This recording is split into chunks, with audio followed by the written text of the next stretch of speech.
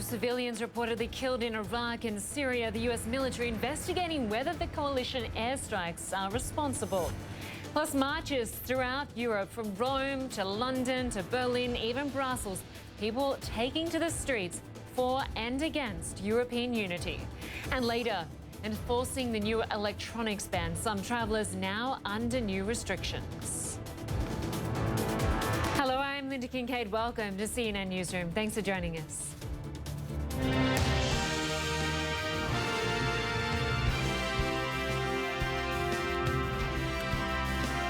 Well, as the war against ISIS rages on in Mosul, the U.S. military is investigating hundreds of civilian deaths, all reportedly linked to airstrikes on the Sunni extremist group in Iraq and Syria. Ian Lee is tracking the developments from Cairo. It's a staggering number. Nearly 300 Syrians and Iraqi civilians allegedly killed in coalition airstrikes. Local provincial leaders say the civilians, mainly women and children, died in 3 different bombings since March 16. As many as 200 may have been killed in western Mosul alone. An investigation has been launched by U.S. Central Command, which is responsible for the military operations in Iraq and Syria. A U.S. defense official told CNN the U.S. military is trying to determine how many civilians died as a result of the Mosul strikes and how it may have happened. This comes as Iraqi forces move through the densely populated old city of Mosul. Hundreds of thousands of civilians are believed to be trapped.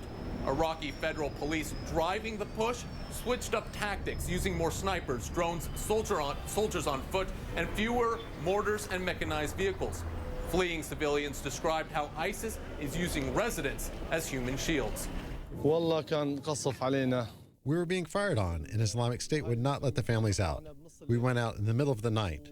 People were killed, but thank God we managed to escape. We were fired upon from the Coalition Air Force. The snipers go to the top of buildings that have families, and the Air Force strikes these buildings, killing them and everyone in the house. While they're investigating the allegations, U.S. Central Command says the military operations will continue and that their goal is 0 civilian casualties. Ian Lee, CNN, Cairo. Good to have you with us.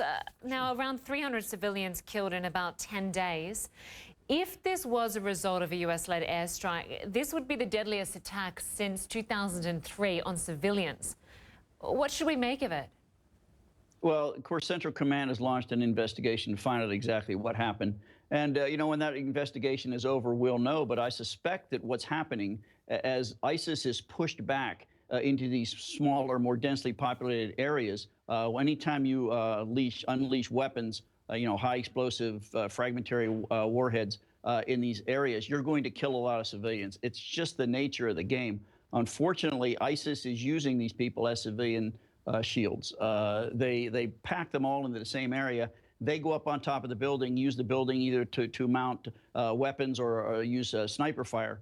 And the Iraqi forces have no choice but to engage those targets. And unfortunately, a lot of people are killed. I know CENTCOM is really trying to minimize the civilian casualties, but I fear that we're going to see an increase, not a decrease, as the fighting gets more intense in these cities. Why do you think we're going to see an increase? Is it anything to do with the Trump administration vowing to be more aggressive when it comes to tackling ISIS?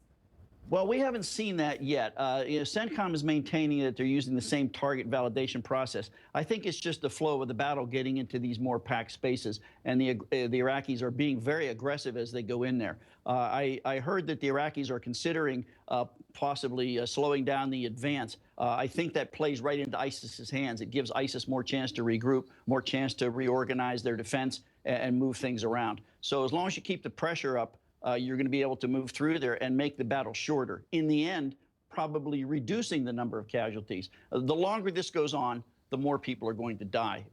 Unfortunately, I believe it will increase because it's going to get more intense. As ISIS realizes that it's almost defeated, it's going to lash out as hard as they can. They're going to cause as much pain as they can, as many civilian casualties as they can.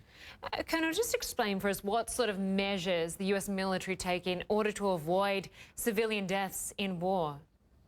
Okay. When a target is selected or a target is nominated, it isn't just struck immediately. There's a whole process that plays out.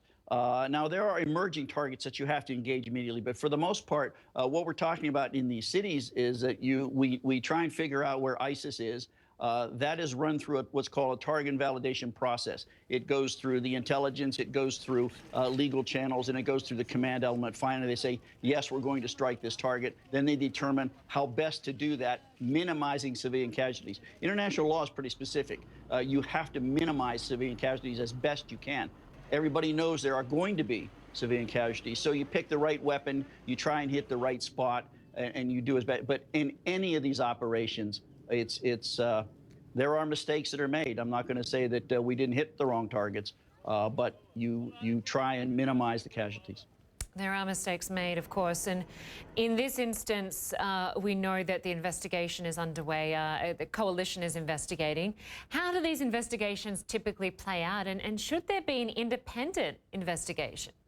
Well, an independent investigation would be welcome. The problem is how effective is an independent investigation? How effective is any investigation if you can't get people there on the ground? We may be able to get people in there after battle is over and try and recreate what happened. But right now, you're relying on people observing this from afar. There are human rights groups that have some people there, but their information always isn't reliable. We don't know what agendas they have. So it's very, very difficult to get information while the battle is ongoing. It's a very fluid situation. So CENTCOM will look at all the information they have, but it will be limited. All right, Colonel Rick Franco, always good to have you on the program. Thanks for your time. Sure thing.